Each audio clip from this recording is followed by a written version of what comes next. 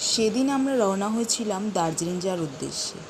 শিয়ালদা থেকে 7:30-এর উত্তরবঙ্গ এক্সপ্রেস ধরে পরদিন ভোর 6:05 এনজেপি পৌঁছালাম।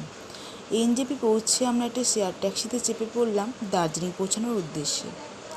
দুপুর 12টা নাগাদ দার্জিলিং পৌঁছে একটি হোটেল বুক করে আমরা দার্জিলিং ম্যালে ঘুরতে বেরোলাম। তারপর আমরা ম্যাল মার্কেটের সামনে মহাকাল মন্দিরে পুজো দিলাম। পুজো দিয়ে এসে আমরা ওখানেই ভোগ খেলাম। সেদিন বৌদ্ধ পূর্ণিমা ছিল, তাই সকলকেই ভোগ প্রসাদ বিতরণ করা হচ্ছিল।